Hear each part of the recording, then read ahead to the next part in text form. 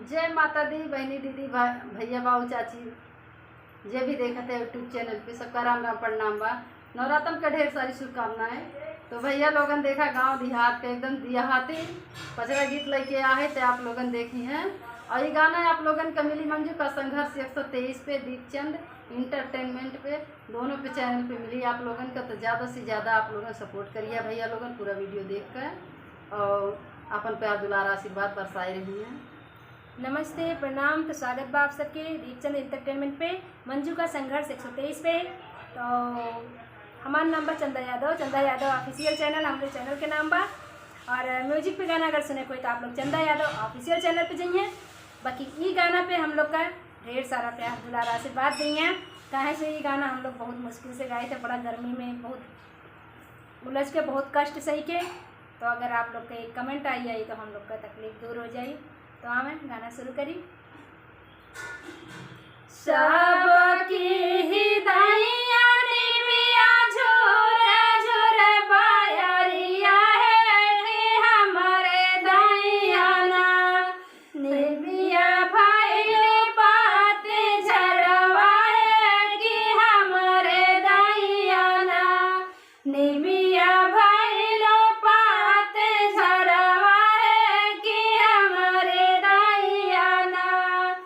सबके हिदाइया निमिया झोरा झोरा बायरिया है कि हमारे दाइया ना काहे भाई लो पाते झरवा है कि हमारे दाइया ना जाओ माही जनता निबिया वो पाते झरवा है कि सरिया सरिया ना देता लौटावा के धरिया है कि सरिया सरिया ना देता लौटावा के धरिया है कि सरिया सरिया ना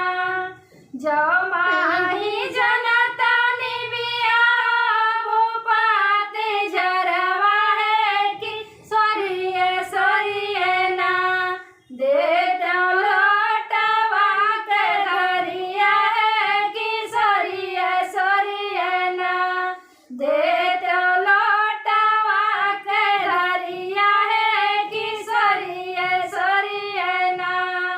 सबकी हिदाइया निबिया झोरा झोरा बायरिया है कि हमारे दाइया ना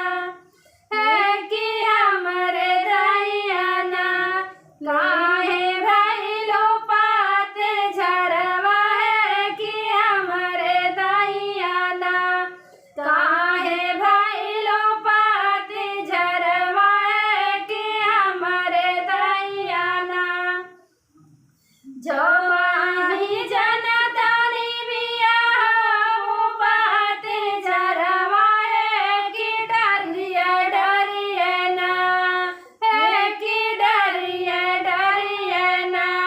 टांग तो सोने कहे डोलवा है कि डरिया डरिया ना टांग तो सोने कहे डोलवा है कि डरिया डरिया ना सबकी हिदाइया निबिया झोरा झोरा बायरिया है कि हमारे दाइया ना है कि हमारे दाइया ना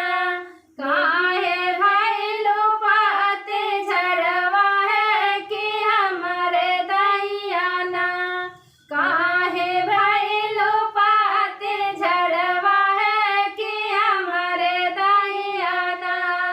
जो माही जनता निबिया वो पाते झरवा है कि डरिए पतिए ना है कि पतिए पतिए ना टंग तो घूचे गए गजरवा है कि पतिए पतिए ना टंग